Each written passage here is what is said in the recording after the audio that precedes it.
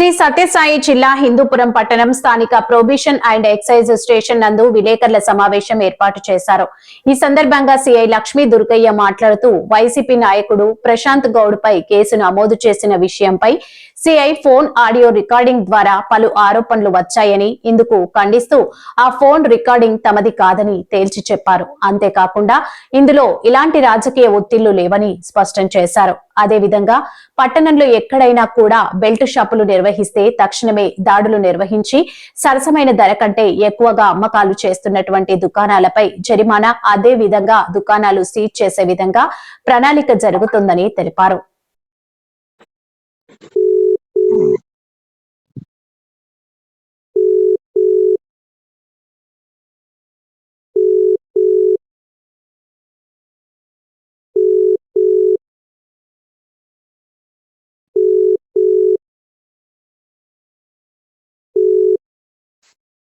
Sir hello Prashant sir, Suri sir phone చేయమన్నా మీకు. ఏం లేదు బాగా సూరికి చెప్పాను. ఎట్లా ఉందంటే ఇప్పుడు 10 గంటలకు ట్రైన్ నుంచి రిటర్న్ వస్తున్నాను. ఉంటావా 3 ఏళ్ళు విఆర్ లో ఏం చేస్తారు, ఏమంట వాళ్ళ బాధ? ఏమో ప్రశాంత్ ఏమనుకోద్దు ప్రశాంత్, నన్ను క్షమించు. అంతకంటే నేను చెప్పలేను. కాదు సార్, ఏంది నా మీద ఏందో ప్రైవేట్ కంప్లైంట్ పెట్టమన్నారంటే నేనేం చేశాను అంటే నాకు అర్థం కల. ప్రైవేట్ కంప్లైంట్ అంటే ఏమి? ఏదంటే అదే అంటే ఏదంటే తిట్టినాడు అనేది. ఇంకా నేను ఎప్పుడు తిట్టినా? మా షాప్ లే దొరికినాయా? నాకే కాదు, ఇదో మా వాడు మా ఇల్లేడు తిట్టినా అన్నట్లు అసలు లేదు ప్రశాంత్. మరి మా ఎస్ఐ ఏందేందో చెప్పినాడు, ఆ సెల్లులో ఏదో మాట్లాడినాడు సార్ అని. ఎవరికి చెప్పాలని ఆఫీసర్లకి చెప్పినాడు, వేరే వాళ్ళకి. నేనేం మాట్లాడినాను సెల్లులో? ఎవరికి మాట్లాడినాను? హలో, మీరేం మాట్లాడినారని లేదు ప్రశాంత్, మీరేం మాట్లాడినారని కూడా కాదు. ఏమి ఫాల్స్ కేసు పెట్టమన్నా? ఏం ప్రశాంత్, ఏం చెప్పాలో నాకు అర్థం కాలేదు. నా పరిస్థితి 5 రోజుల నుంచి ఇంకా అసలు ఇప్పుడు శబరిమలకి మాల తీసుకున్నాను.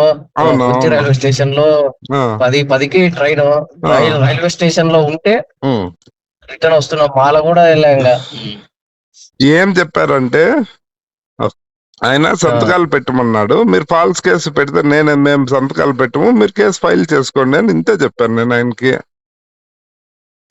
అది తప్పెలా అవుతుంది సార్?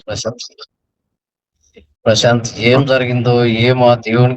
ప్రశాంత్ ఒకటి, మీరు తప్పు చేశారని నేను అనట్లే గానీ నేను ఏం చెప్పలేము ప్రశాంత్. పెట్టిందే ఫాల్స్ కేసు, ఆటికి ఊరికే ఉన్నాం మేము. మళ్ళీ ఇంకా అది ఇది అంటే వేరే అవుతుంది కదా సార్ మీకు. ఏం ప్రశాంత్, నేను ఏం చెప్పాలో ప్రశాంత్, నాకే అసలు. సార్ ఇది టూ మచ్ అవుతుంది కదా సార్. వాళ్ళ గవర్నమెంట్ ఉంటే వాళ్ళ కేసులు ఏమంటావు పెట్టేకి ఎట్లా అవుతుంది సార్? ప్రశాంత్ ప్లీజ్ అబ్బా, నన్ను అయితే క్షమించు. 2 చేతులు ఎత్తి మొక్కుతున్నా, క్షమించు. ఇంకా అంతకంటే నేనేం చేయలేను ప్రశాంత్. ప్లీజ్ ప్రశాంత్, అంటే నా కుటుంబం కొరకు నేను రోడ్లో ప్రశాంత్. అది ఎవరో చేస్తే దానికి ఎవరో ఎక్కడి నుంచో చేస్తూ నన్ను బలి చేస్తున్నారు. అది అవును సార్. అంటే ఇప్పుడు నా మీద అంటే మామూలుగా కేసు పెట్టమని చెప్పారా మీకు? ఏమని? అసలుకి నేను మీరు కలిసిందే లేదు కదా సార్, ఏమని పెడతారు సార్? హలో ప్రశాంత్, నాకు ఇంకా ఏం చెప్పాలో అర్థం కావట్లే ప్రశాంత్. అది సరేలే సార్, చెయ్యండి ఏమేమి చేస్తారో. ఉన్నా సార్. మొన్న అంటే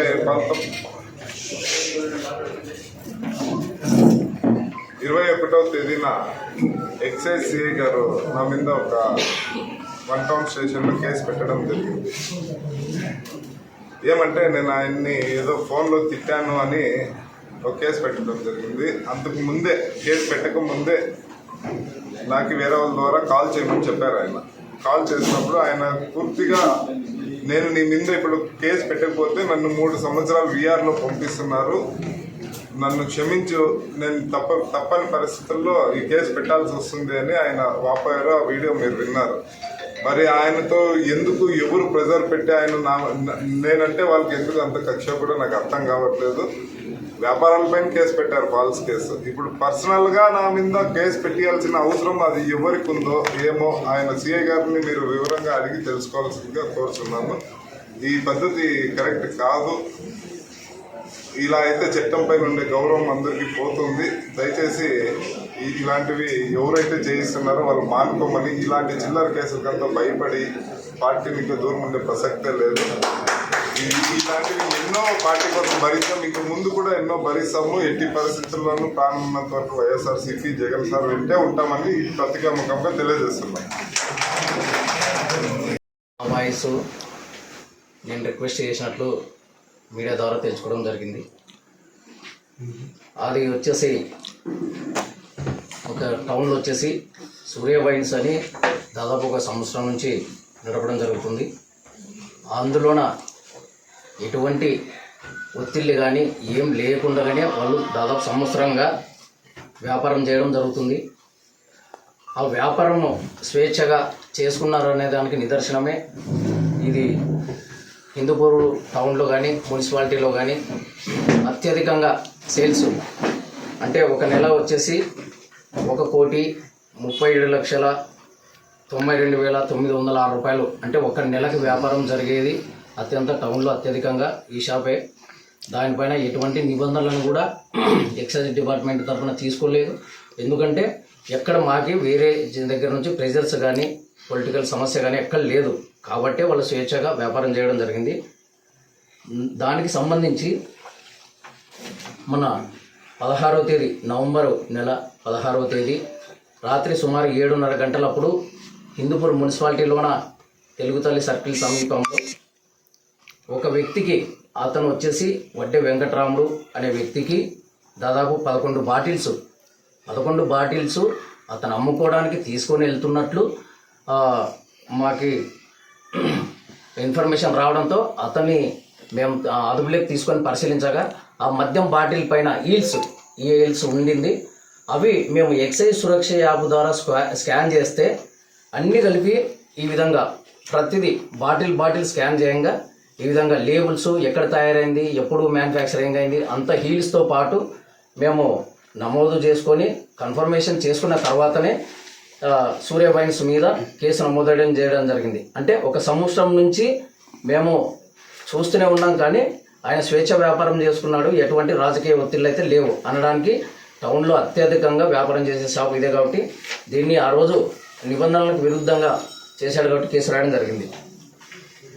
అలాగే ఈ కేసుకి సంబంధించిన ఫోటో విత్ లాటిట్యూడ్ అంటే అబద్ధం కాకుండా ప్రతిదీ ఆ రోజు నైటే లాటిట్యూడ్తో మేము కేసు ఫోటో తీసుకొని అతని నుంచి ఈ ఫోటో తీసుకోవడం జరిగింది. అతను కూడా ఏమంటే నేను మద్యం వ్యాపారానికి సూర్యవంశంలో తీసుకొని అధిక ధరలకి వేరే చోట అమ్ముకోవడానికి తీసుకుంటానని అడగంగా నాకు 11 బాటిల్ ఇచ్చినట్లు అతను కూడా మాకు ఒక స్టేట్మెంట్ ఇవ్వడం జరిగింది. ఇంకోటి ఆ వాయిస్లో ఈరోజు ఒక మీడియా ద్వారా నేను ఏదో అంటే రిక్వెస్ట్ చేసినట్లు మొక్కుతానన్నట్లు వచ్చింది. అసలు అది వాయిస్ నాది కానే కాదు. దయచేసి అది నేను కూడా దాని పరంగా నేను న్యాయపరంగా న్యాయ సలహా తీసుకుంటున్నాను. దానిపైన కేసు కూడా నమోదు చేయడం జరుగుతుంది. అలాగే ఇంకొక పదం కూడా ఏదో వచ్చింది అంటే నేను ఏదో ఐపమాల వేసుకున్నాను. నేను అసలు ఇంతవరకు ఎప్పుడు తీసుకోలేదు, వేయలేదు. అది కూడా అబద్ధమే. అది దీనిపైన చట్టపరంగా మేము కూడా కేసు నమోదు చేస్తాము. కేసు నమోదు చేసి న్యాయ సలహా తీసుకొని నా పరువుకి భంగం కలిగించిన వ్యక్తుల్ని చట్టపరంగా తప్పకుండా శిక్ష తీసుకునే ధరలుగా, ఎందుకంటే నా పరువు ప్రతిష్టలకి భంగం కలిగింది. అది నేను కూడా ఆ విధంగా ఈరోజు ముందుకు న్యాయ సలహా తీసుకొని ముందుకు వెళ్ళడానికి డిపార్ట్మెంట్ తరఫున మీకు తెలియజేస్తున్నాం. ఎక్సెసియల్గా మీకు ప్రెజర్లు వచ్చాయని చెప్పేసి ప్రెజర్లు వచ్చింటే అత్యధికంగా టౌన్లో అమ్మడబోయే షాపు ఎలా ఉంటుంది? ఫస్ట్ రోజే మేము క్లోజ్ చేయగలం దాన్ని. సంవత్సరం రోజులైంది దాదాపు. అట్లా తప్పుడు మద్యం అత్యధికంగా అమ్మే షాప్ అదే. ఒత్తిడి వచ్చింటే ఆ రోజే ఫస్ట్ రోజే చేయొచ్చు, లేదా నెలలోపే చేయొచ్చు. సార్ వాయిస్ రికార్డ్ మీరు కాదని చెప్తున్నారు కదా సార్, అందులో మీ నెంబర్ ఉంది కదా సార్, ఫోన్ నెంబరు అవును, అడ నంబర్ ఉందనేది మేము చూసాం, కానీ అది అసలు ఒక ఫోటో పెట్టి తర్వాత వాయిస్ రికార్డ్ యాడ్ చేసి ఉండొచ్చు కదా. నాది స్క్రీన్ షాట్ పెట్టి మిగతా అంతా యాడ్ చేసి ఉండొచ్చు అది. అందుకే చట్టపరంగా మేము కూడా ముందరికి వెళ్తున్నాం.